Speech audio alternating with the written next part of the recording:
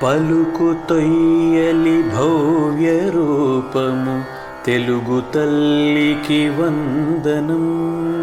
మార్గదేశీ సమ్మిళత్ బహు ప్రక్రియాభకు వందనం. సత్కవీశ్వర కల్పనారస దివ్య జలధికి వందనం. భావనా ప్రియ హృత్సరసు విహారి హంసికి వందనం. భావనా ప్రియ హృత్సరసు విహారి హంసికి వందనం. భావనా ప్రియ హృత్సరసు విహారి హంసికి వందనం. శ్రీమతి కృష్ణ విరజ గారు 60 నిమిషాల పాటు సాహిత్య ప్రసంగాన్ని చేయటానికి మనతో పాటు సిద్ధంగా ఉన్నారు. శ్రీమతి కృష్ణ విరజ గారు ఈరోజు రామాయణంలో ఉద్యోగ పర్వం అనే అంశంపై ప్రసంగం చేయటానికి సిద్ధంగా ఉన్నారు. వీరు ఎకనామిక్స్ లో పోస్ట్ గ్రాడ్యుయేషన్, అలాగే మెడికల్ ట్రాన్సాక్షన్ ఫీల్డ్ లో సబ్ ఎడిటర్ గా పనిచేసి అనుకోకుండా సాహిత్య రంగంలో అడుగు పెట్టడం జరిగింది. ఎప్పుడైనా ఆన్లైన్ లో కథలు, సీరియల్స్ రాయటం అవి రాస్తూ ఉంటారు. మన భావనాప్రియ బృందంలో చేరి పద్యాలలో మెళుకువలు నేర్చుకుని పద్యాలు, కథలు కూడా వ్రాస్తూ ఉంటారు. శ్రీమతి కృష్ణ విరజ గారిని తమ యొక్క ప్రసంగం ప్రారంభించవలసిందిగా ఆహ్వానిస్తున్నాం. కృష్ణ విరజ గారు, మీ సమయం 60 నిమిషాలండి. మీరు మీ ప్రసంగాన్ని ప్రారంభించవచ్చు. ధన్యవాదాలండి. సభా సరస్వతికి ప్రణామాలు.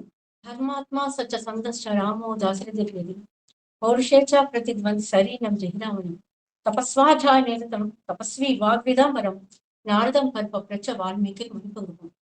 ఈనాటి మన సాహిత్య కార్యక్రమంలో ఇప్పుడు ప్రసంగించబోయే అంశం రామాయణంలో ఉద్యోగ పర్వం. మనందరికీ తెలుసు, ఉద్యోగ పర్వం భారతంలో ఉంటుందని. మరి రామాయణంలో ఉన్న ఆ ఉద్యోగం ఏంటో ఇప్పుడు మనం చూద్దాం. అసలు రామాయణంలో ఏముంది?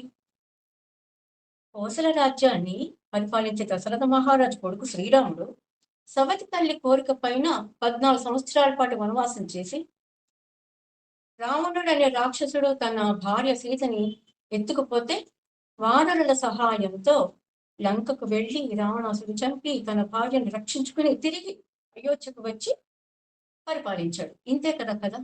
మరి ఈ మాత్రం కథకి 7 కాండలు, 24,000 శ్లోకాలు అవసరమా?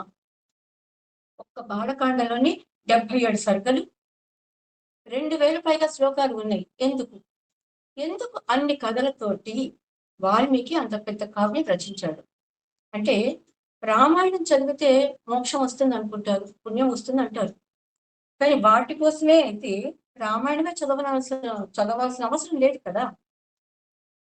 మనం మనసులో కూడా ఎటువంటి పాపము చేయకుండా నిరంతరం రామనామం భక్తిగా జపిస్తూ ఉన్నా కానీ మోక్షమో పుణ్యమో ఏదో ఒకటి వస్తుంది. మరి రామాయణమే ఎందుకు చదవాలి అంటే, రామాయణం చదివితే మనిషి ఎలా బ్రతకాలో తెలుస్తుంది. ఒక కష్టం వచ్చినప్పుడు ఎలా ఎదుర్కోవాలో, ఎలా నిలదొక్కుకోవాలో రామాయణం చెబుతుంది. మనం పరికించి చూస్తే ప్రతి కాండలోనూ మనకు ఒక ప్రయత్నం కనిపిస్తుంది. అంటే అడుగడుగున ప్రయత్నం ఉంటుంది. ప్రయత్నానికి మారు పేరు ఉద్యోగం. అంటే మనం అడుగడుగున ఒక ఉద్యోగం చూస్తాం. అందుకని ప్రత్యేకించి వాల్మీకి ఉద్యోగ కాండ అంటూ ఏమి రాయలేదు. ఎందుకంటే అన్ని చోట్ల ఉద్యోగం ఉంది కాబట్టి. ఇప్పుడు మనం ఈ ప్రయత్నాలన్నిటినీ ఎక్కడెక్కడ ఏం జరిగాయని చెప్పుకోవడానికి మనకి అవకాశం లేదు కాబట్టి కొన్ని కాండలలోని కొన్ని మధురమైన ఘట్టాలను తీసుకుని ఈ ప్రయత్నం, కృతజ్ఞత అనే 2 అంశాలని మీతో మీతో పంచుకోవాలని ఇలా ముందుకు వచ్చాను. ముందుగా ప్రయత్నం చూద్దాం. ప్రయత్నం ఎప్పుడు చేయాలి, ఎలా చేయాలి, ఎందుకు చేయాలి, ఎప్పటి వరకు చేయాలి, ఈ అంశాలన్నీ పరిశీలించే ముందర మనం సగర చరిత్రను తెలుసుకోవాల్సిన అవసరం ఎంతైనా ఉంది. ఎవరి సగరుడు? పూర్వం సూర్యవంశంలో వృకుడు అనే మహారాజు కోసల రాజ్యం పరిపాలిస్తూ ఉండేవాడు. ఆయనకి బాహుకుడు అనే ఒక కొడుకున్నాడు. ఈ బాహుకుడికి ముగ్గురు శత్రువులు తాళజంగుడు, శశిబిందు, హైహెల్లు.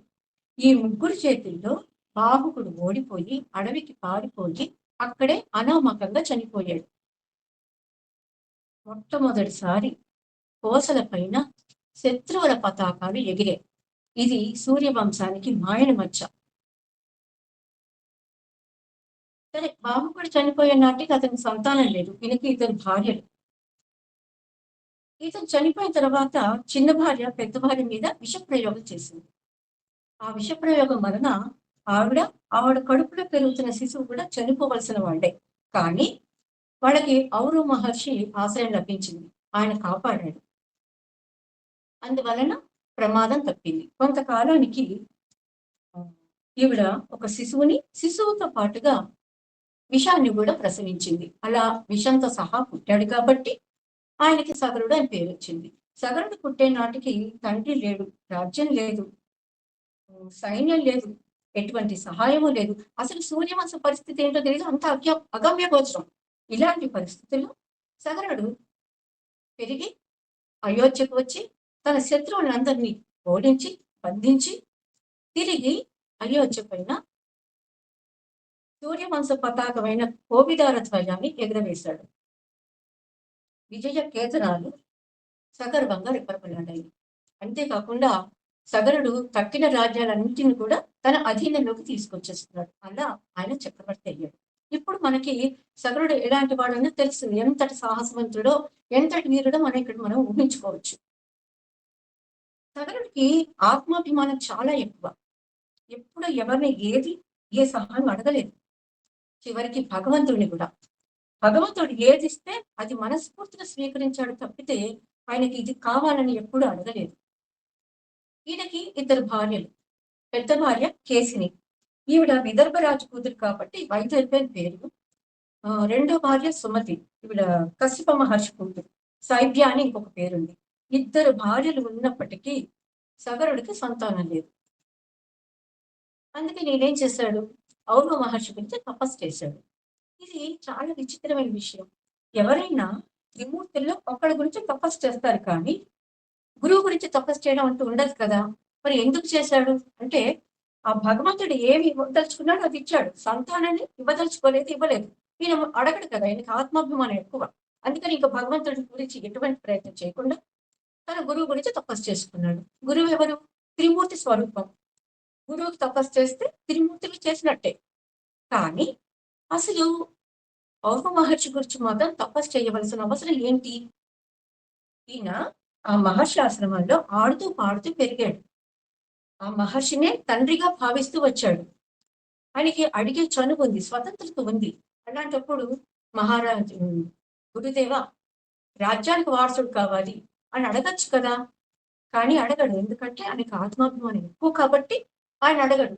ఇప్పుడు గురువు తనంతట తానుగా వచ్చి నీకేం కావాలి నాయన అని అడిగి అప్పుడు వరం ఇస్తేనే కానీ నేను పుచ్చుకోడు. అప్పుడు అడుగుతాడు.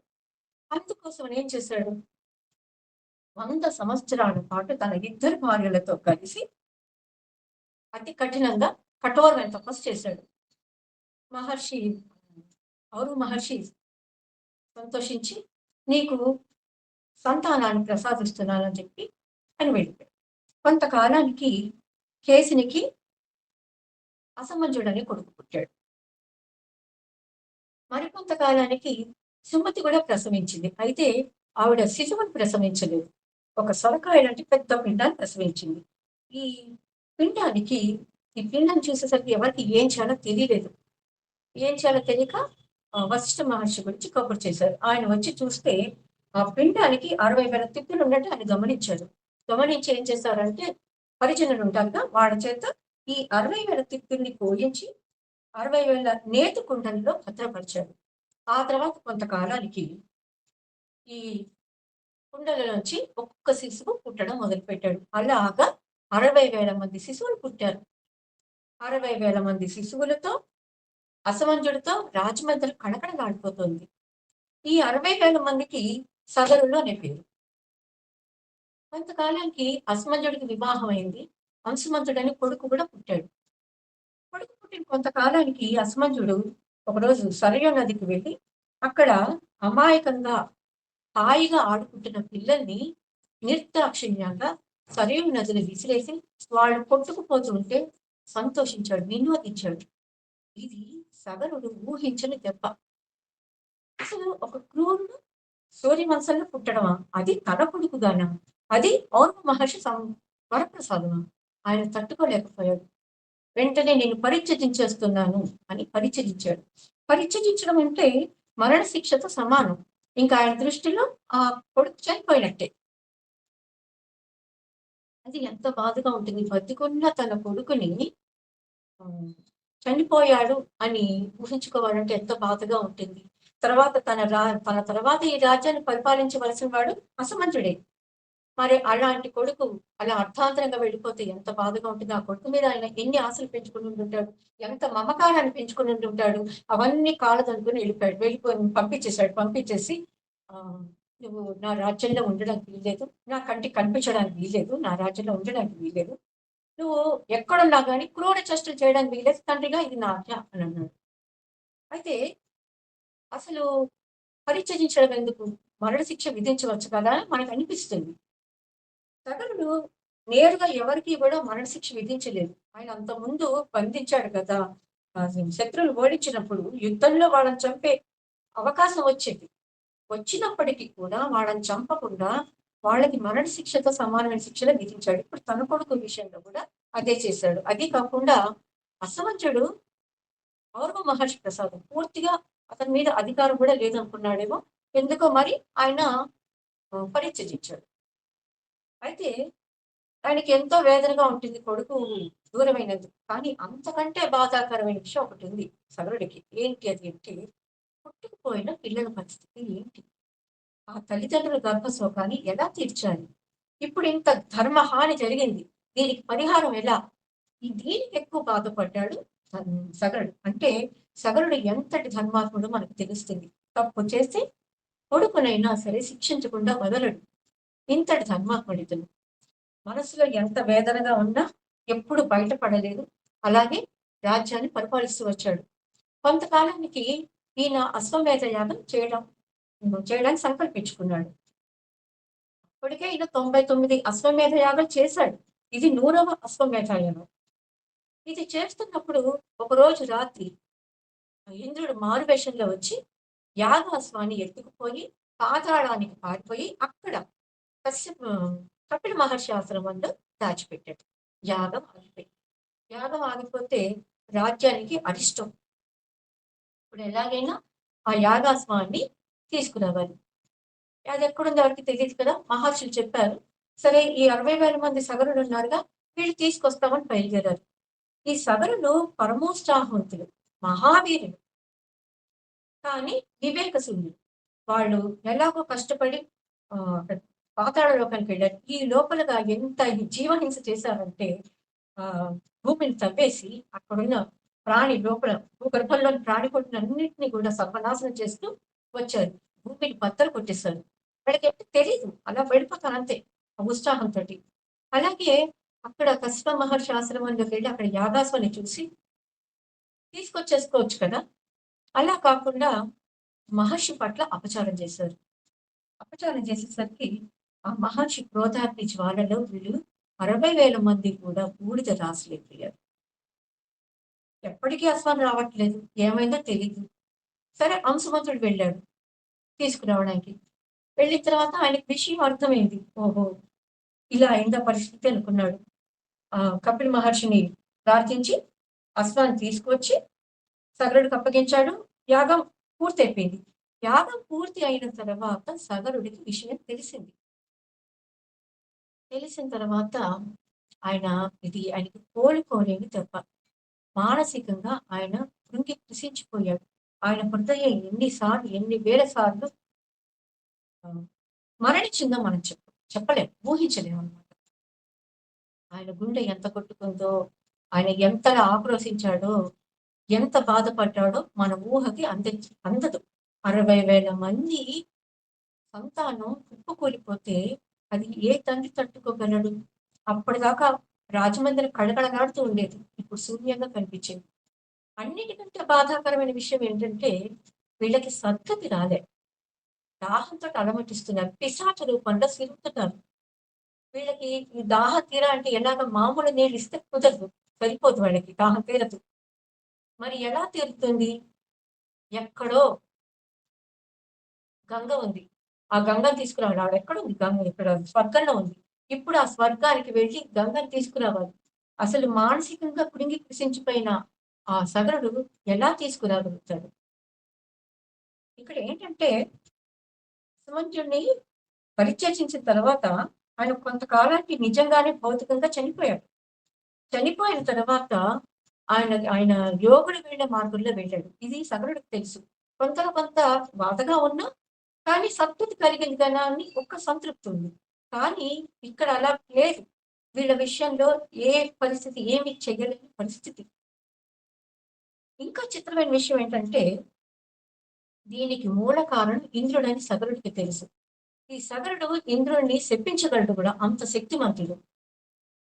ఏంటంటే బ్రహ్మదేవుడు అంతటి వాడు స్వయంగా భగీరథుడితోటి అంటాడు బ్రహ్మదేవుడు, ఈ సగరుడు నాతో సమానం అని. అంటే బ్రహ్మదేవుడితో సమానమైన సగరుడు ఇంద్రుడిని శపించగలిగి ఉండి శపించకపోవడం చూస్తే ఎంత ఆశ్చర్యం వేస్తుంది. ఆయనకి ఇది ఎంత క్షమాగుణమో అనిపిస్తుంది. ఏ తండ్రి ఆయన భరించగలడా? మనకి తెలుసు ధృతరాష్ట్రుడు ఆయన 100 మంది కొడుకుల్ని భీముడు చంపేసినప్పుడు భీముడు చంపడానికి ప్రయత్నం చేశాడు. ఎందుకంటే సంతానానికి నష్టం చేస్తే ఏ తండ్రి సహించలేడు, క్షమించలేడు. కానీ సగరుడు క్షమించాడు. ఆయనది ఎంత క్షమాగుణమో ఇక్కడ మనకు అర్థమవుతుంది.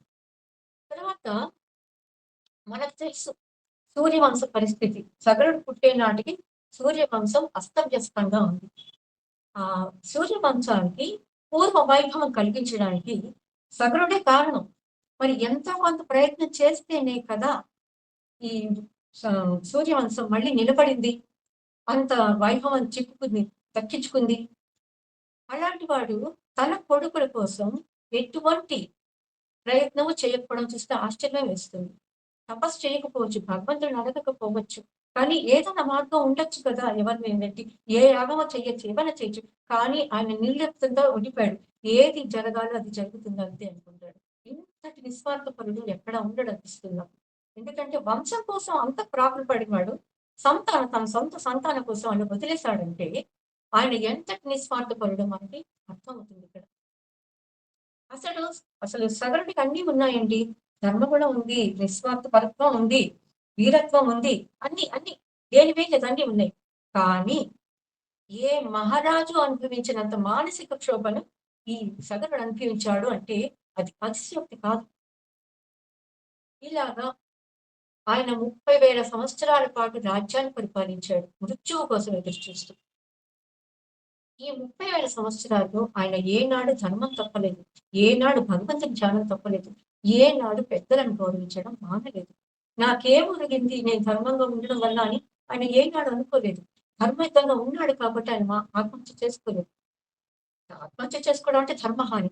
అందుకనే మృత్యు గురించి ఎదురు చూస్తూ వచ్చాడు. చిత్రం ఏంటంటే ఈయన ఎంత కృంగి కృషించిపోయి ఉన్నా ఏ శత్రురాజు కూడా ఈయన వైపు కన్నెత్తి చూడలేకపోయారు. అంటే ఆయన ఎంత పటిష్టంగా రాజ్యాన్ని పరిపాలించాడో మనకి ఇక్కడ అర్థమవుతుంది.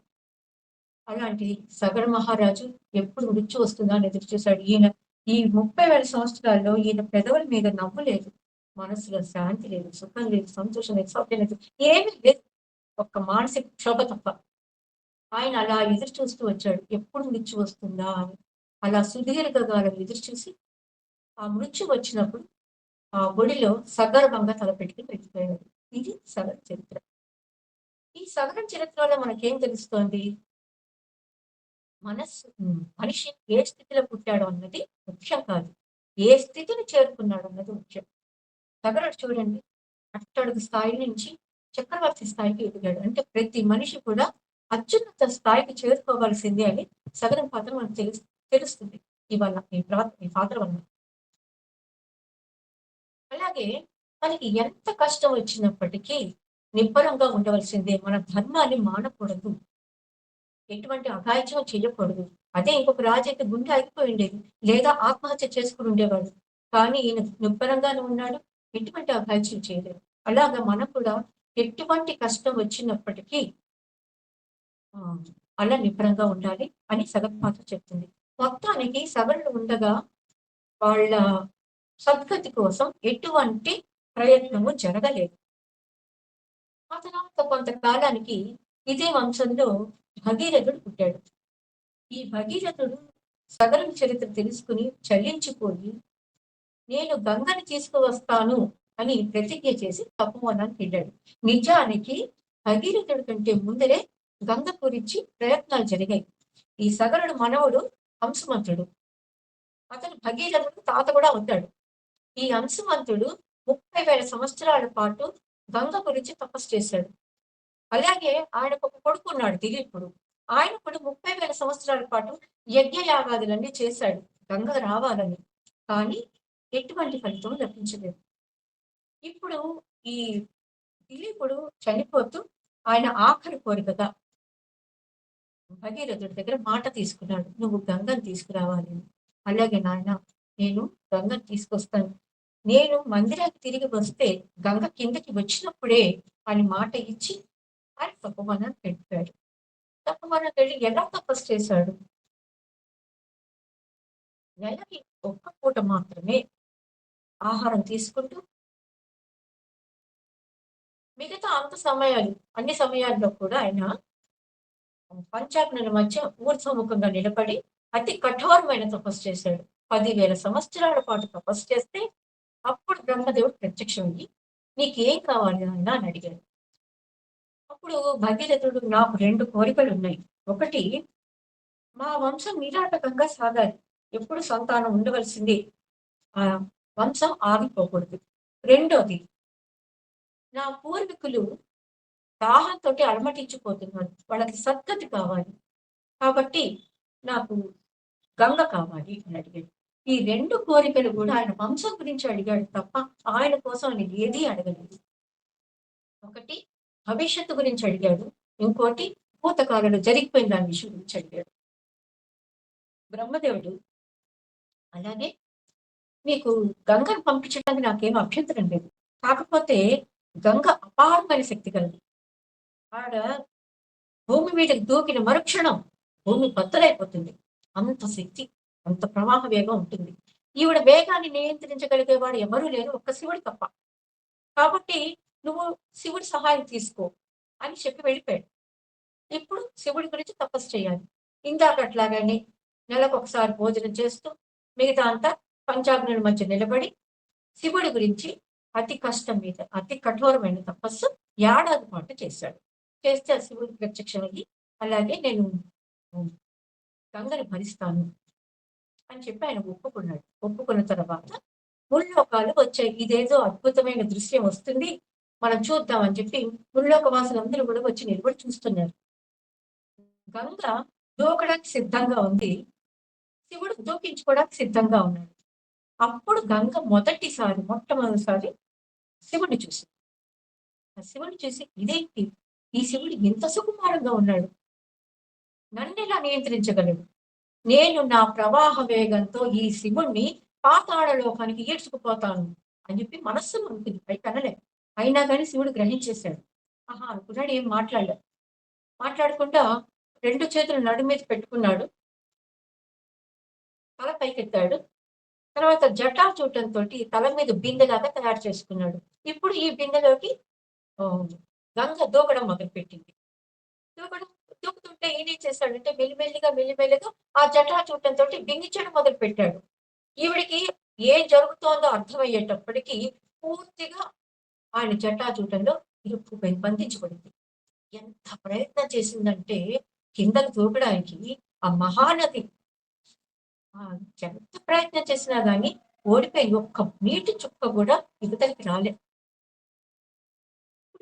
ఈ ముళ్ళక వాసులు అనుకున్నారు, అయ్యో ఇదేదో గొప్ప వినోదం జరుగుతుంది, చూద్దాం అనుకుంటే ఏమీ కాలేదు కదా అని చెప్పి ముసలమ్మటి వాళ్ళు వెళ్ళిపోయారు. కానీ భగీరథుడి పరిస్థితి ఏంటి, ఆయన వెళ్ళలేడు కదా, ఆయనకి గంగ కావాలి, అక్కడే ఉండాలి. ఎదురు చూస్తున్నాడు, ఇవాళ వస్తుంది, రేపు వస్తుంది, ఎల్లుండి వస్తుంది అనుకుంటుంది. అలా ఇప్పుడు వస్తుందేమో, ఏ నీరు కనిపించినా గంగ అనుకుంటూ వచ్చాడు. కానీ ఆవిడ రాలే. అలా 7 ఏళ్ల తరబడి ఎదురు చూశాడు. ఇంకా ఆవిడ రాదని అర్థమైపోయాక ఇదేంటి శివయ్య ఇలా చేసావు? ఏదో కాస్త ఆలంబనగా ఉండమని అడిగితే వాడు బంధించేసుకున్నావేంటి గంగని? ఇంతకీ గంగని నెత్తి మీదకి ఎక్కించుకుని నువ్వు బాగానే ఉన్నావు. నీ నెత్తి మీద నాట్యం చేస్తూ ఆవిడ బాగానే ఉంది. మధ్యలో నేను ఇరుక్కుపోయాను. నాకు ఆ గంగని వదిలిపెట్టు నాయన అని చెప్పి మళ్ళీ కఠోర తపస్సు చేశాడు ఏడాది పాటు. అప్పుడు శివుడు సరే అని ఆ గంగని బిందు సరోవరంలో వదిలిపెట్టాడు. ఇప్పుడు ఈ అద్భుత దృశ్యాన్ని చూడటానికి ముల్లోకవాసులు వచ్చారు. ఎలా ఉంది ఆ గంగ కింద దూకుతున్నప్పుడు అంటే ప్రళయం వచ్చినట్టుగా ఉందిట. ఆకాశం అంతా నీటిమయమే. ఎక్కడ ఎంత గ్యాప్ లేకుండా ఆ అసలు ఏవి కనిపించట్లే నీరు తప్ప. అందులో 4 రాసులు సంచరిస్తున్నట్టుగా ఉందిట. ఏంటి ఆ 4 రాసులు అంటే మనకి జ్యోతిష శాస్త్రంలో 12 రాసులు ఉంటాయి. ఆ 12 రాసుల్లో కర్కాటకం, మకరం, కుంభం, మీనం. ఈ 4 రాసులు పైన నాట్యం చేస్తున్నాయా అన్నట్టుగా ఉందిట. అంటే మొసళ్ళతోటి, చేపలతోటి, పీతలతోటి, కుండలతోటి ఉందిట. ఇంకా ఇంకా ఉన్న అన్ని జలచరాలతోటి ఆకాశం పూర్తిగా కప్పబడిపోయింది. ఈవిడ అలా దూకుతోంది బిందు సరోవరంలో. ఈ దూకుతున్నప్పుడు ఈ దేవతలు ఉత్సాహపడ్డారు స్నానం చేద్దామని చెప్పి. కానీ ఆ ప్రవాహ వేగాన్ని భయపడిపోయి దూరంగా జరిగిపోయారు. ఆ దూరంగా జరిగినప్పుడు ఆ నీటి తుంపర్లు వాళ్ళ మీద పడ్డాయి. పడితే అమ్మయ్య మేము ధన్యులయ్యాం చాలు, మాకు మేము స్నానం చేయకపోయినా పర్వాలేదు, మాకు పుణ్యం దక్కింది అనుకున్నారు వాళ్ళు. అలాగే ఈ నక్షత్రాలు కింద రాలిపోతున్నాయి. పుణ్యం క్షీణించినప్పుడు నక్షత్రాలు కింద పడిపోతూ ఉంటాయి. అలా పుణ్యం క్షీణించిన నక్షత్రాలన్నీ కిందకి రాలుతున్నప్పుడు ఈ గంగ స్పర్శ తగిలి వాటి మళ్ళీ పుణ్యం దక్కి మళ్ళీ ఆకాశంలోకి వెళ్ళిపోయాయి. అంటే మనకి గంగ ఎంత పవిత్రమైనదో. అందులో ఇంతకాలం శివుడి తల మీద ఉంది కదా, గొప్ప పవిత్రత చేకూరుద్ది ఆవిడికి. ఆ పవిత్రమైన గంగా నది బిందు సరోవరంలోకి వచ్చింది. వచ్చిన తర్వాత 7 పాయలుగా విడిపోయింది. ఇప్పుడు బ్రహ్మదేవుడి కిందకు వచ్చి భగీరథుడికి ఒక దివ్యమైన రథం ఇచ్చాడు. ఇచ్చి నువ్వు పాతాళానికి వెళ్ళిపో అన్నాడు. వెళ్ళిపో అన్నాక ఈయన రథంలో కూర్చుని ముందర వెళుతున్నాడు. గంగ 7 పాయగా చీలిపోయింది కదా, అందులో ఒక్క పాయ భగీరథుడిని అనుసరిస్తూ వెళ్ళింది. ఎలా వెళ్ళింది? వయ్యారంగా వెళ్ళిందిట, హంసగమనంతో వెళ్ళిందిట, గంభీరంగా వెళ్ళిందిట, దూకుతూ వెళ్ళిందిట కన్నెపిల్లలాగా. అలాగా రకరకాల విన్యాసాలతోటి చాలా అందంగా రమణీయంగా గంగ ఉరుకులు పరుగులతోటి హోరుమని చప్పుడు చేసుకుంటూ వెళ్ళింది. ఈయన ముందర వెళుతున్నాడు. కాసేపు అయ్యాక ఆ చప్పుడు ఆగిపోయింది. ఏమైంది చప్పుడు రాలేదు ఏంటా అని చెప్పి భగీరథుడు వెనక్కి తిరిగి చూసేసరికి అక్కడ గంగ కనిపించలేదు. వెంటనే రథం దూకాడు. చూశాడు, చుట్టూ చూశాడు. ఎక్కడ గంగ కాదు కదా, నీటి ఆనవాళ్ళు కూడా కనిపించలేదు. ఏం చేయాలో తెలియలేదు. ఏమైంది గంగ అనుకున్నాడు. ఇక్కడ కొంత దూరంలో ఒక మహర్షి ఆయన శిష్యులు కనిపించారు. వెంటనే ఆ శిష్యుల దగ్గరికి వెళ్ళి, స్వామి ఇక్కడ గంగ ఉండాలి, మీరు చూసారా అని అడిగితే, చూసాం, ఆ గంగ మా యజ్ఞవాటికి ధ్వంసం చేసేసింది, అందుకని మా గురువుగారు కోపించి మొత్తం తాగేశారు అని చెప్పారు. వీరజుడు ఆశ్చర్యపడమాట. ఏం బ్రాహ్మణ తేజం, ఎంతటి తేజం ఇది, అసలు బ్రాహ్మణుడికి ఏది అడ్డుకునేది లేదేమో అనుకున్నాడు. అయినా ఎవరైనా దాహం వేస్తే ఒక గ్లాసుడు నీళ్లు తాగుతాం, నది మొత్తం తాగేస్తావా? ఏం చేయాలి ఇప్పుడు? ఆ మహర్షిని బతుకులాడుకోవాలి. స్వామి ఈ గంగ నా గురించి వచ్చింది కాబట్టి ఆవిడ నది ధర్మం కొద్దీ ఆవిడ వెళుతుంటే పొరపాటుగా యజ్ఞవాటికి ధ్వంసం అయిపోయిందేమో, కానీ ఆవిడ కావాలని చేసి ఉండకపోవచ్చు. ఒకవేళ అది ఆవిడ అపచారం అయితే ఇది ఆవిడది కాదు, నాది. ఎందుకంటే నేను తీసుకొచ్చాను. ఎందుకు తీసుకొచ్చానంటే మా ముత్తాతని ఉద్ధరించడానికి తీసుకొచ్చాను. ఈ గంగ వల్ల ఒక మేలు జరగవలసి ఉంది, భూలోక వాసులకు ఒక మేలు జరుగుతుంది, దయచేసి గంగను విడిచిపెట్టాను అన్నాడు. అలాగే దేవతలు కూడా ప్రార్థించారు, మహర్షి ఈ గంగ ఇక్కడ ఉంటే భూలోక వాసులకు చాలా మేలు జరుగుతుంది, విడిచిపెట్టు అని అంటే ఆయన విడిచిపెట్టాడు. తాగగలిగిన వాడు విడిచిపెట్టగలడు కదా, చెవి ద్వారా ఆ గంగను విడిచిపెట్టాడు. ఈ మహర్షి పేరు జహ్ను. జహ్ను కాబట్టి అప్పటి నుంచి గంగకి జాహ్నవి అని పేరు వచ్చింది. మొత్తానికి ఎలాగైతేనే భగీరథుడును గంగ ఇద్దరు కూడా పాతాళ లోకాన్ని చేరుకున్నారు. చేరుకున్న తర్వాత ఆవిడ ఈ 60,000 భస్మరాశులు ఉన్నాయి కదా, వాటిని ముంచేసింది. వాళ్ళ దాహం తీరింది, వాళ్ళకి సద్గతి పెట్టింది. భగీరథుని చరిత్ర. ఇప్పుడు భగీరథుడు కథ చూస్తే మనకేం తెలుస్తోంది? ఒక ప్రయత్నం మొదలు పెడితే దాని అంతు చూసేదాకా మనం మానకూడదు. పూర్తిగా ఆ ఫలితం మనం సంపాదించాలి. ఎంత ఓర్పుతోటి, ఎంత నేర్పుతోటి గంగ తీసుకొచ్చుకున్నాడాయన. ఎంత కాలమైనా ఎంత నిరీక్షించాడు అని. గంగకు సంబంధించినంత వరకు మనకి ఇద్దరు నాయకులు కనిపిస్తారు. ఒకడు సగరుడు. ఆ సగరుడు ఎవరు? అంటే హ్మ్. ఏం చెప్పాడు? ఎలాంటి కష్టం వచ్చినా గానీ, ఎంత కష్టం వచ్చినా గానీ నిబ్బరంగా ఉండాలి అని ఆ పాత్ర చెప్పింది. అసలు గంగ ప్రసక్తి రావడానికి వెనుక ఒక పగిలిపోయిన తండ్రి హృదయం ఉందని మనకి తెలియదండి. ఒక పగిలిపోయిన తల్లి హృదయం ఉందని మనకు తెలీదు. అసలు ఆ మహాతల్లి శైవ్య ఎలా భరించిందండి అంత కష్టాన్ని. 60,000 మంది పిల్లలు చనిపోతే ఆవిడ తల్లి కడుపు ఎంత బాధపడింది, ఎంత క్షోభించిందో మనం ఊహించగలమా? ఆవిడ కన్న ప్రేమలు ఎంతలా అల్లల్లాడిపోయాయి, ఎంత తల్లడిల్లిపోయాయో మన ఊహకు అందుతుందా? ఆవిడ గుండెలు ఎలా పగిలిపోయాయో, ఆవిడ కళ్ళు ఎంత నిస్తేజమయ్యాయో మనకు అర్థం కాదు. ఈ విషయం వినగానే ఆవిడ పిచ్చిదే అయిపోయిందో, గుండెలు బదిలీ చనిపోయిందో మనకు తెలీదు. ఒక కుటుంబం కూలిపోతుంది కానీ గంగ మాట రాలేదు. అటువంటి గంగని తీసుకొచ్చి తన పూర్వీకుల పూర్వీకులకు సంతృప్తి కలిగించిన వాడు భగీరథుడు రెండవ నాయకుడు. అసలు సగరుడితోటి భగీరథుడికి అనుబంధం ఏముంది? అంటే ఏమీ లేదు. ఎందుకంటే భగీరథుడు పుట్టినాటికి వీళ్ళు ఎవ్వరూ లేరు. కానీ తన పూర్వీకులు అలా అల్లల్లాడిపోవడం ఆయన భరించలేకపోయాడు. భరించలేక ఇంత కష్టపడి వాళ్ళని తీసుకొచ్చాడు. మనకి ఈ కథ వల్ల ఇంకొకటి కూడా తెలుస్తుంది. ధర్మాత్ములైన వాళ్ళు ఏదైనా పని చేస్తే అది వాళ్ళకి మాత్రమే కాకుండా అందరికీ ఉపయోగపడుతుంది. ఇప్పుడు చూడండి గంగని ఆయన ఎవరి కోసం తీసుకొచ్చాడు?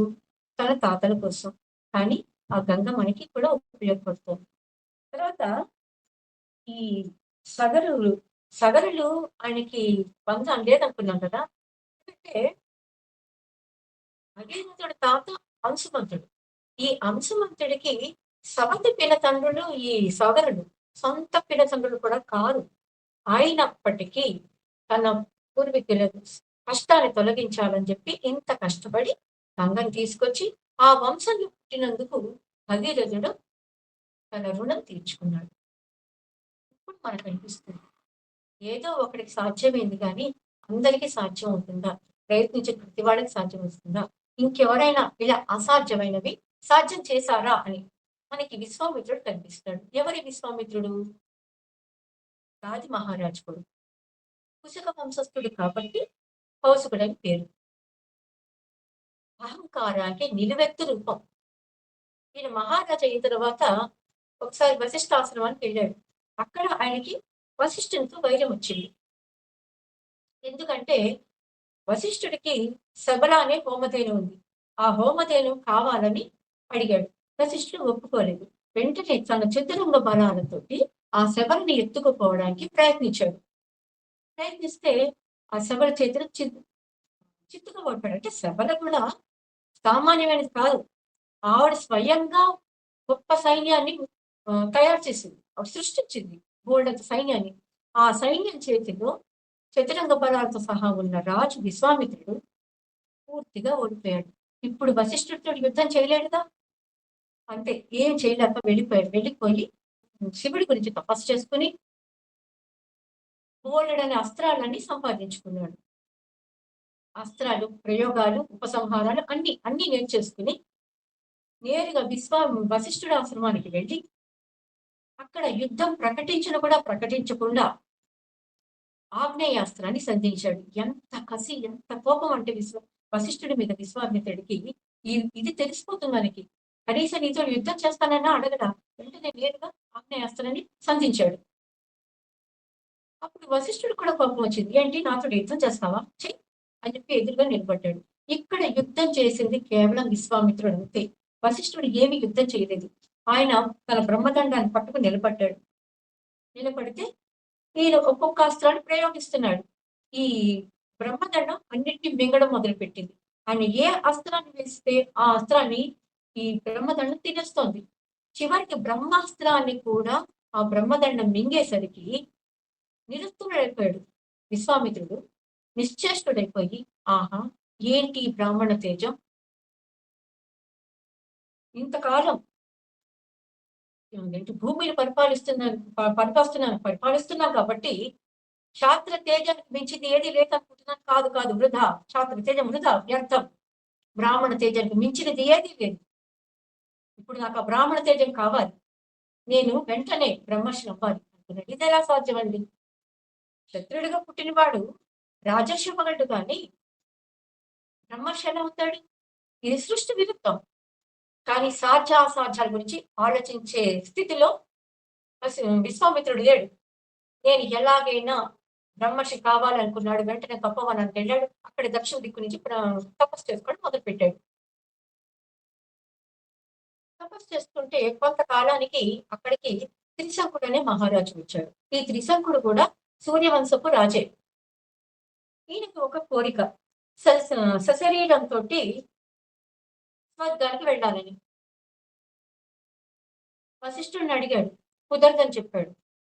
వశిష్ఠుడికి 100 మంది పిల్లలు, వాళ్ళని వాసిష్ఠులు అంటారు. వాళ్ళని అడిగాడు, వాళ్ళు కూడా కుదరదన్నాడు. కుదరదంటే సరే అయితే నేను ఇంకెవరి సహాయమైనా తీసుకుంటాను అన్నాడు. అంతే, వాళ్ళకి కోపం వచ్చేసింది. చండాలుడి వైపు అని చెప్పి శపించారు. ఇప్పుడు ఈ చండాల రూపంతో విశ్వామిత్రుడి దగ్గరికి వచ్చి జరిగింది చెప్పి నన్ను సశరీరంతో స్వర్గానికి పంపించు అని అడిగితే సరే అన్నాడు. ఎందుకంటే విశ్వామిత్రుడికి వశిష్ఠుడు అంటే కోపం కాబట్టి, అలాగే నిన్ను ఎలాగైనా నేను స్వర్గానికి పంపిస్తాను మాట ఇచ్చి, నేను యజ్ఞం చేస్తాను, ఆ యజ్ఞ ఫలితం వల్ల నువ్వు పైకెడతావు అని చెప్పి యాగం చేశాడు. ఈ యాగం చేసినప్పుడు అందరినీ పిలుస్తారు యాగం చూడడానికి. పిలిస్తే అందరూ భయపడి వచ్చారు. ఎందుకంటే విశ్వామిత్రుడు అంటే అందరికి భయం వేసి పిస్తాడని. అందుకని అక్కడ ఉన్న మునివాటిలో ఉన్న మునులందరూ వచ్చారు. కానీ వాసిష్ఠులు, మహోదయుడు అనే బ్రాహ్మణుడు వీళ్ళు తప్ప వీళ్ళు రామన్నాడు. ఎందుకంటే విశ్వామిత్రుడు క్షత్రియుడు, యజ్ఞం చేసే హక్కు ఆయనకి లేదు. అలాగే త్రిశంకుడు శాపగ్రస్తుడు, యజ్ఞకర్త అయ్యే హక్కు లేదు. ఇద్దరు అర్హత లేని వాళ్ళు యజ్ఞం చేస్తే యాగ ఫలితం ఎలా వస్తుంది? యాగ ఫలితం రానప్పుడు అలాంటి యజ్ఞానికి మేమెందుకు వస్తాం అన్నారు. రామనేసరికి అది తెలిసింది విశ్వామిత్రుడికి. వెంటనే వాళ్ళని వాళ్ళందరినీ ఘోరంగా శపించాడు. వాళ్ళందరినీ ఘోరంగా శపించేశాడు. శపించేసి యాగం చేశాడు. ఫలితం వస్తుందా? రాలే. ఫలితం రాకపోతే సరేలే, పర్వాలేదు, నాకు తపశ్శక్తి ఉంది కదా, నేను నిన్ను స్వర్గానికి పంపిస్తాను నా తపశ్శక్తితో పంపించాడు. పంపిస్తే అక్కడ వాళ్ళు ఊరుకుంటారు, ఆ దేవతలు ఊరుకోలేదు. ఆయన తరిమేశారు. ఆ తరమడంలో అతను తల కిందగా పడిపోతున్నాడు. త్రిశంకుడు పడిపోతుంటే విశ్వామిత్రుడు చూసి అక్కడే ఆగు అన్నాడు. ఆగు అని, ఏంటి ఇది స్వర్గానికి రాకపోతే నీకు ఇక వేరే అవకాశం లేదా? నేను సృష్టిస్తాను నీ కోసం స్వర్గాన్ని అన్నాడు. అని బ్రహ్మ సృష్టికి ప్రతి సృష్టిగా సృష్టించాడు. ఎంతో రమణీయమైన సృష్టి కాది. అందులో భాగంగా స్వర్గాన్ని కూడా సృష్టించాడు. సృష్టించి అందులో త్రిశంకుని పంపించాడు. అంటే మాట ఇస్తే ఎంత దూరమైనా వెళ్తాడు విశ్వామిత్రుడు. ఇప్పుడు ఏమైంది? దేవతలు సంతోషంగా ఉన్నాడు త్రిశంకుడు రాలేదని. త్రిశంకుడు కూడా సంతోషంగానే ఉన్నాడు స్వర్గంలో ఉన్నానని. మిగతా లోకాలన్నీ కూడా ఆహా, ఇంత గొప్పవాడివి, అంత గొప్పవాడివి, అద్భుతం అద్భుతం, అలే సృష్టించాం అని విశ్వామిత్రుడు పొగిడారు. కానీ విశ్వామిత్రుడికి ఏమైంది? అప్పుడు దాకా సంపాదించుకునే తపశక్తి అంతా వ్యక్తమైంది. అయినా నిరుత్సాహపడలే.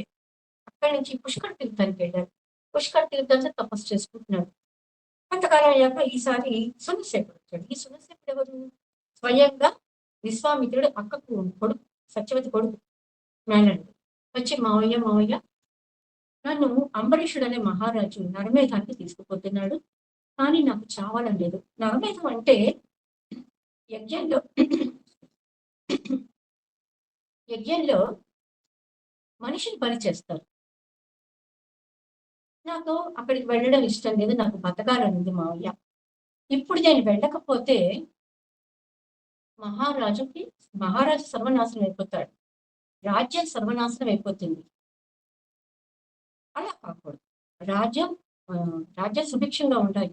రాజు సుఖంగా ఉండాలి. యాగ ఫలితం తగ్గాలి. కానీ నేను కూడా పట్ట బతికి బట్ట కట్టాలి అని. నన్ను నువ్వే ఎలాగైనా రక్షించాలి అంటే విశ్వామిత్రుడు జాలి వేసింది. అలాగే అన్నాను. అప్పటికే ఆయన పెళ్లి చేసుకున్నాడు. కొంతమంది పిల్లలు ఉన్నారు. ఏం చేశాడంటే తన సంతానాన్ని మీలో ఎవరైనా ఒకళ్ళు వెళ్ళమన్నాడు.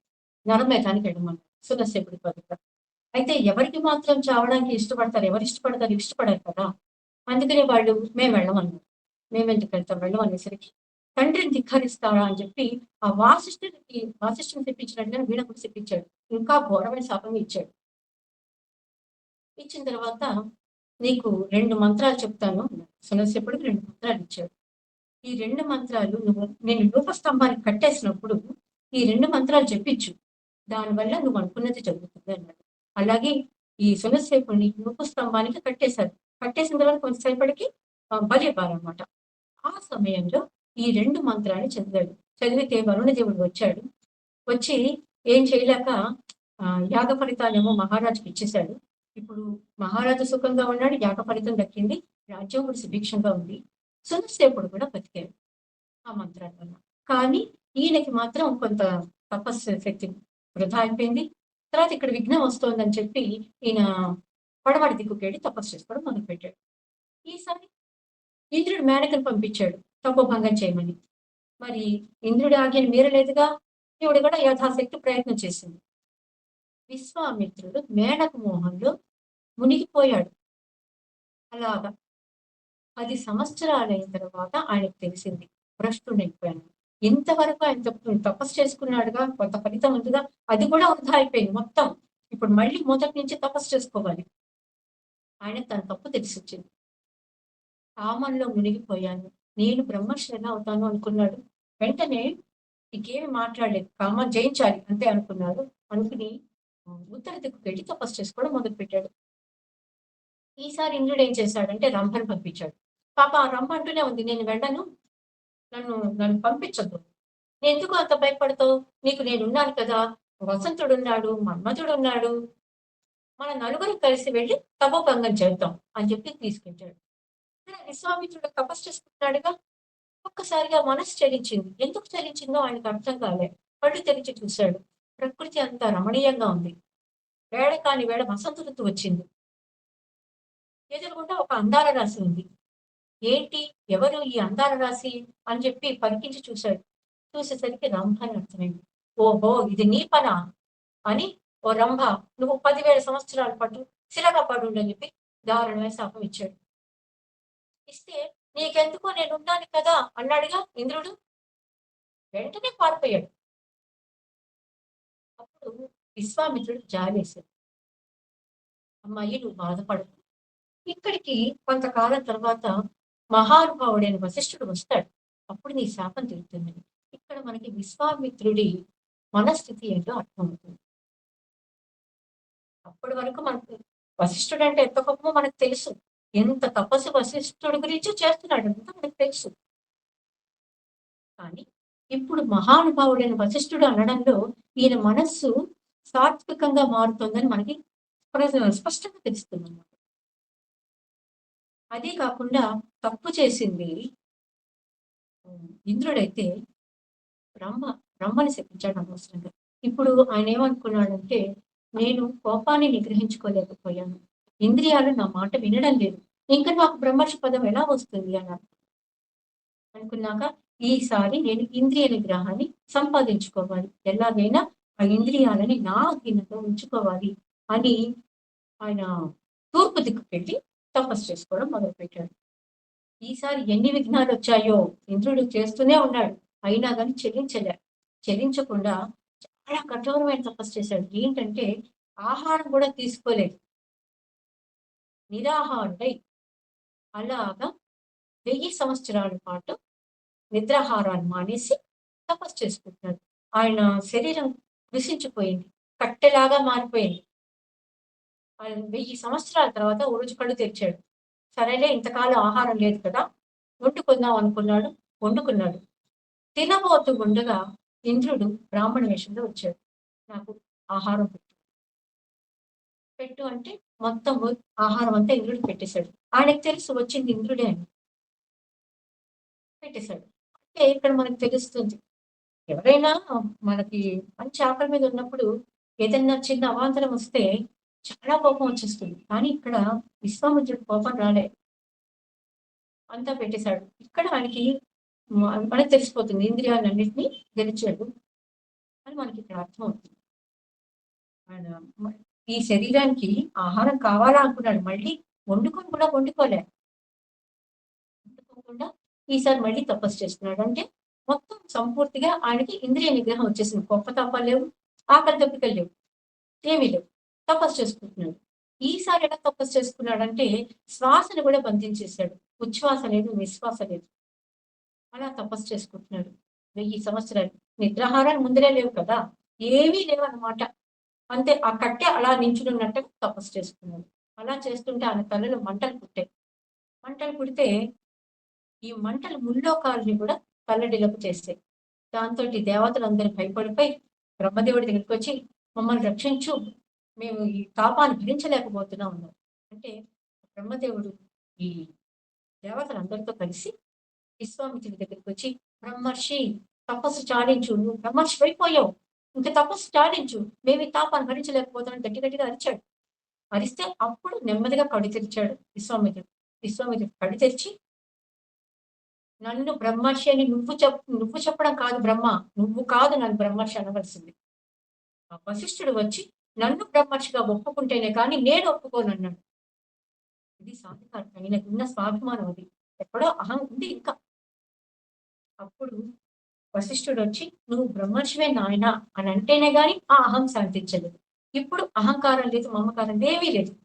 ఒక బ్రహ్మాండమైన స్థితికి వచ్చాడు. వెంటనే ఆ వశిష్ఠుని గట్టిగా ఆలింగనం చేసుకున్నప్పుడు ఆయన ఇద్దరి కళ్ళ నుంచి ఆనందాసులు రాలేదు. ఇంత పరమానంద భరితమైన స్థితికి రావడానికి విశ్వామిత్రుడు ఎంత కష్టపడ్డాడు, తపస్సు చేశాడు, ఎంత తపస్సు వృధా చేశాడు. అయినా ఆయన అనుకున్నది సాధించాడు. మనకి అనిపిస్తుంది ఇది ఏవో 1-2 సంఘటనలు తప్ప అన్ని ఇలా జరగవు. నిజంగా ప్రయత్నించిన ప్రతి వాడికి ఫలితం దక్కుతుందా? అదే నిజమైతే గంగ గురించి ప్రయత్నాలు ముందరే జరిగాయి కదా, మరి అప్పుడేం ఫలితం దక్కలేదుగా. అసలు అంశుమంతుడే కనుక గంగను తీసుకువస్తే భగీరథుడు తపస్సు చేసుకోవాల్సిన అవసరమే ఉంది లేదు కదా. కాబట్టి ప్రయత్నం అందరికీ సిద్ధించదు, ఎవరికో ఒకటి సిద్ధిస్తుందని మనకు అనిపిస్తుంది. అయితే ఒక మేలు కోసం కనుక మనం ఏదన్నా ఒక ధర్మం గురించి మనం ప్రయత్నం చేశామే అనుకోండి, అది మనం చేస్తే మనతో కాకపోయినా ఎప్పటికో ఒకటి సిద్ధిస్తుంది. తర్వాత ఎవరి ద్వారానో సిద్ధిస్తుంది, సిద్ధించకుండా మాత్రం ఉండదు. ఇప్పుడు అంశుమంతుడు చేసిన తపస్సు 30,000 సంవత్సరాలు, ఆ ఫలితం కూడా భగీరథుడు చేరే ఉంటుంది. సరే, అది కాకుండా ప్రయత్నం కూడా ఎలా పడితే అలా చేయకూడదు. చేస్తే మంచి జరగకపోగా వికటిస్తుంది. హనుమంతుడు లంకకి వెళ్ళాడు సీతని వెతకడానికని. ఎంతసేపు వెతికాడో, ఎంత వెతికాడో, ఎక్కడా దొరకలేదు, ఎక్కడా కనిపించలేదు. ఆఖరికి చివరికి అంతఃపురంలో మండోదరి కనిపించింది. మండోదరి చూసి సీత అనుకున్నాడు. ఆహా, సీత కనిపించింది కదా అని చెప్పి జబ్బలు చెరుచుకున్నాడు, తోకను ముద్దు పెట్టుకున్నాడు, పల్టీలు కొట్టాడు. ఒక కోతి ఎన్ని వేషాలు వేస్తుందో హనుమంతుడు అన్ని వేషాలు వేశాడు. అన్ని వేషాలు వేసిన తర్వాత ఈవిడ సీత ఏంటి? సీత అయితే హంసతులిక తనతో మీద పడుకుంటుందా? రాముడి కోసం ఎదురు చూస్తూ ఉంటుంది. కానీ ఈవిడెవరో, ఈవిడ సీత కాదు. మరి సీత ఏంటి? మళ్ళీ వెతుకుతాం అనుకున్నాడు. మళ్ళీ వెతికాడు. ఎంత వెతికాడో, ఎంత వెతికినా కూడా ఎక్కడా సీత కనిపించలేదు. అప్పుడు హనుమంతుడు ఒక నిశ్చయానికి వచ్చేసాడు. సీత ప్రాణాలతో లేదు, ఉండి ఉంటే నాకు కనిపించి ఉండేది. ఇప్పుడు నేను రాముడి దగ్గరికి వెళ్ళి, రామ నేను లంకకు వెళ్ళాను, అక్కడ సీత లేదు, ప్రాణాలతో లేదు అని చెబితే ఏమవుతుంది? మరుక్షణం రాముడి గుండె ఆగిపోతుంది. లక్ష్మణుడు ప్రాణత్యాగం చేస్తాడు. అయోధ్య శూన్యమైపోతుంది. ఇంత చేసిన తర్వాత సుగ్రీవుడు ఏం చేస్తాడు? ఆయన కూడా ప్రాణాహుతి చేసుకుంటాడు. కిష్కింధ కూడా శూన్యమైపోతుంది. ఇప్పుడు నేను అక్కడికి వెళ్ళి ఇవన్నీ చూడవలసిన అవసరం ఉందా? ఇవన్నీ చెప్పి వాళ్ళని బాధ పెట్టే కంటే నేను చనిపోవడం నయం అనుకున్నాడు. ప్రాణత్యాగం చేసేద్దాం అనుకున్నాడు. ఎంత విచిత్రం అండి అసలు. బుద్ధిమతా వరిష్టం అని కదా హనుమంతుడికి పేరు. అలాంటి వాడు ప్రాణత్యాగం చేద్దాం అనుకున్నాడా? వాల్మీకి ఏమంటాడు? హనుమంతుడి గురించి చెప్పవలసి వచ్చినప్పుడల్లా శ్రీమంతుడు అంటాడు. ఏంటి ఆ శ్రీమంతుడు అంటే ధనం ఉన్నవాడు కాదు. ఆయన గుణాలు, గుణ సంపత్తిలో ఆయన శ్రీమంతుడు. ధైర్యం ఉంది ఆయనకి. అన్ని మంచి గుణాలే ఉన్నాయి. అందుకనే ఆయన శ్రీమంతుడు అంటాడు వాల్మీకి. అలాంటి హనుమంతుడు చనిపోదాం అనుకున్నాడంటే ఎందుకు? సీత కనిపించకపోవడం వల్ల వచ్చిన నిరాశలోంచి ఇంత జీవితం మీద విరక్తి పుట్టింది.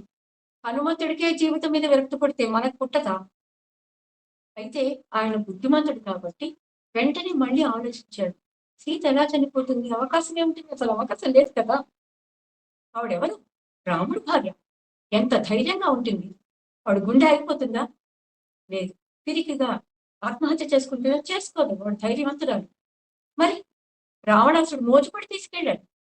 మోజుపడి తీసుకెళ్ళిన రావణాసురుడు ఆవిడని చంపడానికి లేదా చంపించడానికి సాహసిస్తాడా? లేదు.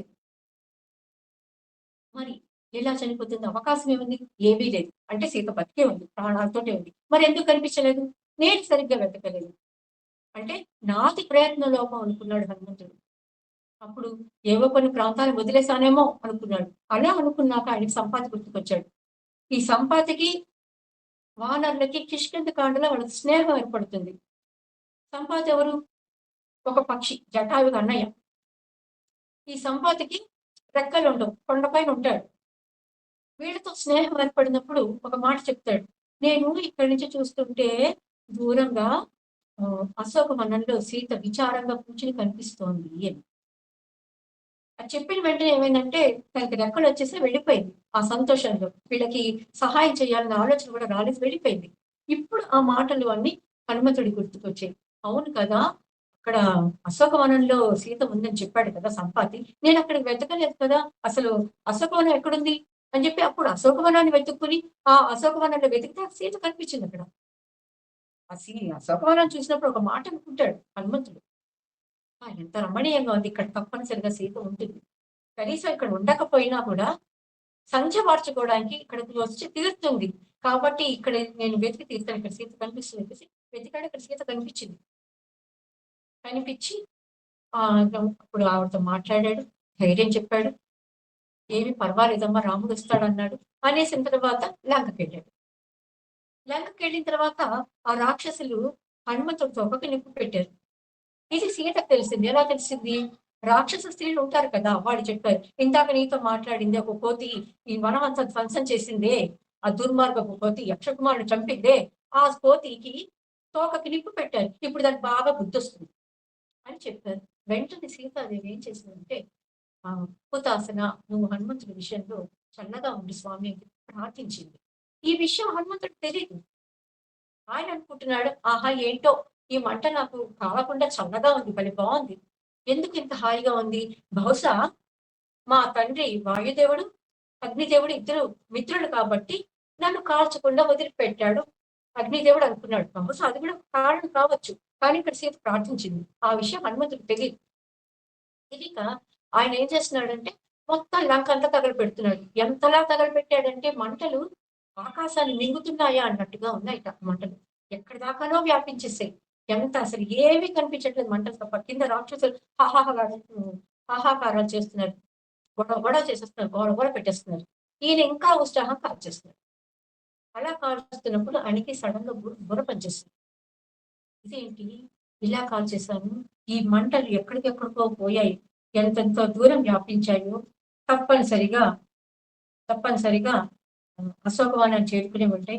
అక్కడ సీతకి ఎంత ప్రమాదం వచ్చిందో అనుకున్నాడు. ఆయనకు తెలియదు సీత ప్రార్థిస్తేనే ఇలాగ తనకి సుఖంగా ఉందన్న విషయం తెలియదు. ఈ మంటలు సీతను ఏం చేశాయో అని బాధపడిపోయాడు. పడిపోయి ఒక మూల కూర్చుని విచారంగా ఎంత పని చేశాను, ఇప్పుడు ఏ ముఖం పెట్టుకుని నేను రాముడి దగ్గరికి వెళ్ళి రామా నేను లంకలోకి వెళ్ళాను, సీతని చూశాను, మాట్లాడాను, ధైర్యం చెప్పాను, కానీ ప్రమాదవశాత్తు మంటలకి గురి చేశానని ఎలా చెప్పగలను?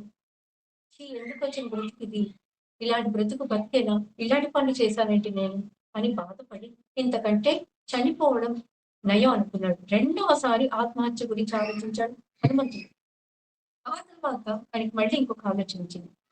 అసలు సీతకి ఏమవుతుంది, ఎందుకు ప్రమాదం వస్తుంది, ఈ మంటలు నన్నే ఏమి చేయలేకపోయాయి, అలాంటి సీత మహాపతివ్రత, ఆవిడే చేయగలుగుతాయి అని అనుకున్నాక సిద్ధులు ఆకాశంలో వెళుతూ అనుకుంటున్నారు, ఆహా ఎంత విచిత్రం, ఈ మంటలు అశోకవనాన్ని అంతా చుట్టుముట్టాయి, ఆ చుట్టుముట్టిన మంటల్లో సీతాదేవి నిశ్చలంగా ఉంది, ఇది ఎంత ఆశ్చర్యకరమైన విషయం అని అనుకోవడం విన్నాక అప్పుడు హనుమంతుడు ధైర్యం వచ్చింది.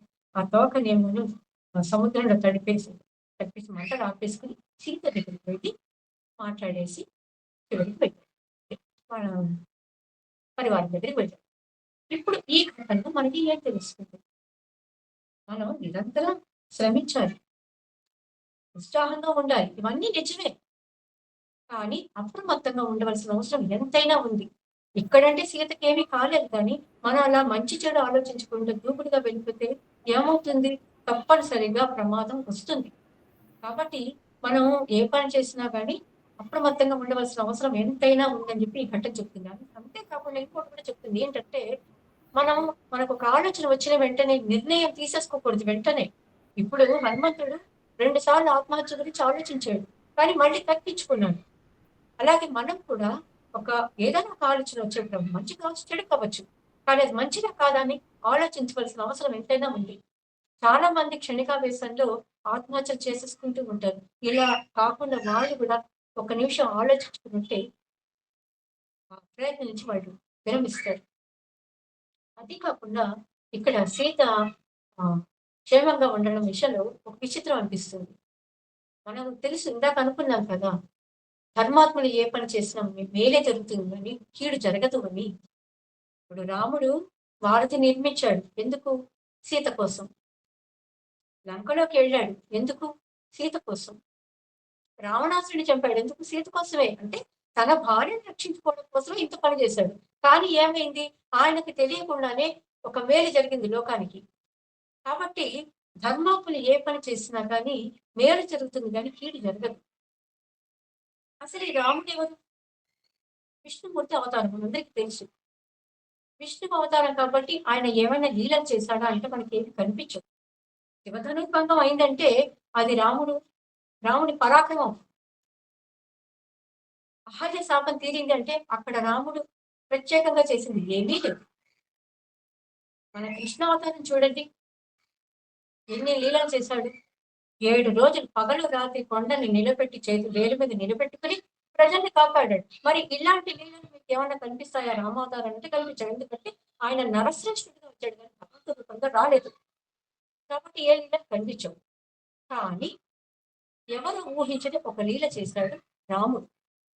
ఏంటా లీల అంటే, జటాయుని మోక్షం కలిగించాడు.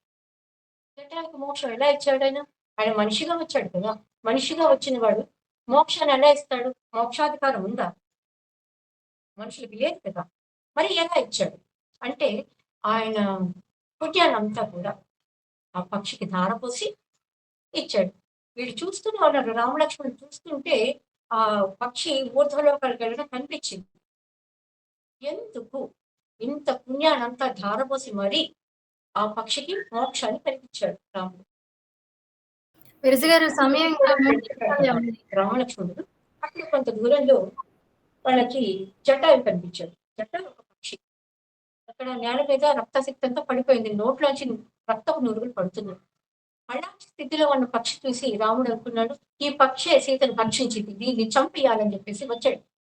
అప్పుడు ఆ పక్షి ఏమందంటే, నేను సీతని తినేలాగా కనిపిస్తున్నానా నీకు రామ, రావణుడు ఎత్తుకుపోయాడు సీతని, వెళ్ళి కాపాడుకో అని చెప్పి చచ్చిపోయింది. ఆ మాట వినగానే రాముడి హృదయం కృతజ్ఞతతో నిండిపోయింది.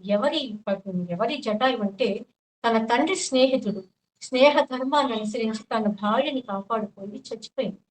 ఇక్కడ మనం జటాయు గురించి ఒక మాట చెప్పుకోవాలి. ఈ జటాయు ఒక ప్రయత్నం చేసింది, సీతను కాపాడాలని ఒక ప్రయత్నం చేసింది. ఇదంతా రాముడు ఎందుకు చేశాడంటే, అంటే ఎందుకు ప్రయత్నం చేసింది, ఆ సీతను ఎత్తుకుపోతున్నప్పుడు ఆ రావణాసుడితో యుద్ధం చేసింది. ఆ యుద్ధం చేయడంలో రావణాసుడు రథసారథిని చంపేసింది. ఆ తర్వాత వీళ్ళని చంపేసింది. ఈ చక్రతామలు ఉంటారు, విసిరేవాడు ఉంటారు, గొడుగు పట్టేవాడు ఉంటారు, వాళ్ళందరినీ చంపేసింది. అది కాకుండా సీతను పట్టుకున్న 10 చేతుల్ని కూడా తీసేసింది. ఇంత చేసింది ఒక పక్షి, ఒక స్త్రీని కాపాడడం కోసం.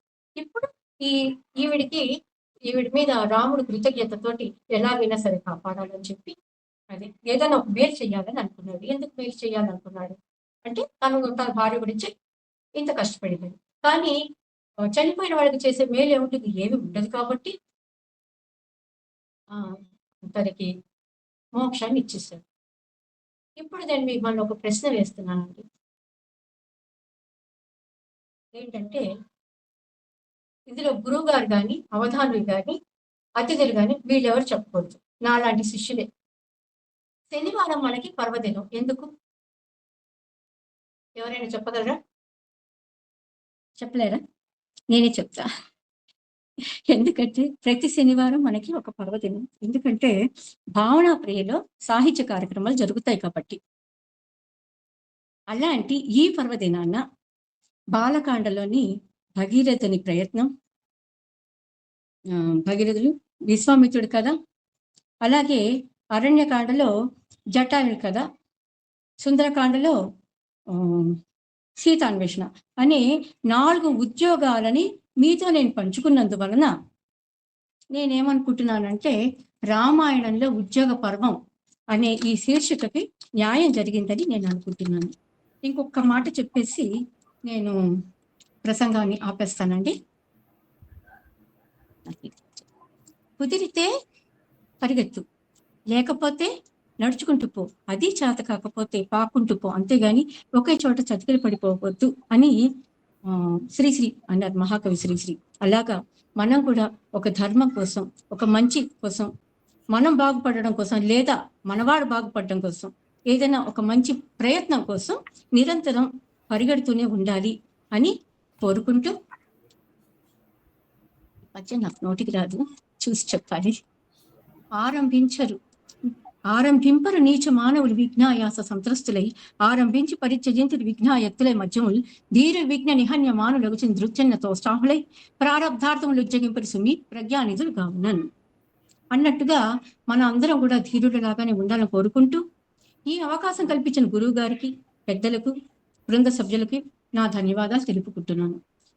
క్లుప్తంగా సాగిన నా ఈ ప్రసంగంలో ఏవైనా దోషాలు దొరికితే కనుక మన్నించవలసిందిగా కోరుతూ సెలవు తీసుకుంటున్నాను. ఇంత చక్కని ప్రసంగాన్ని మా అందరితో పాటు పంచుకున్నందుకు శ్రీమతి కృష్ణవిరజ గారికి ధన్యవాదాలు తెలియజేస్తున్నాను. రామాయణంలో ఉద్యోగ పర్వం అంటూ అసలు మనం ప్రయత్నించడం మొదలుపెట్టి ఆ ప్రయత్నాన్ని మొదలుపెట్టిన తర్వాత దాన్ని అంతు చూసేంత వరకు కూడా ఆపకూడదు అనే అంతర్గతమైనటువంటి ఆ నీతిని మా అందరితో పాటు చక్కగా పంచుకొని రామాయణ అంతర్గత విషయాలు అయినటువంటి సగరుడు, భగీరథుడు, జటాయువు, విశ్వామిత్రుడు, హనుమంతుడు వీరందరి గురించి కూడా చాలా చక్కనైన విషయాలు మా అందరితో పంచుకున్నందుకు మీకు శతదా సహస్రదా ధన్యవాదాలు విరజ గారు. మరొకసారి మీకు అభినందనలు తెలియజేసుకుంటున్నాను. పలుకు తొయ్యలి భవ్య రూపము తెలుగు తల్లికి వందనం. మార్గదేశీ సమ్మిళత్ బహు ప్రక్రియాభకు వందనం.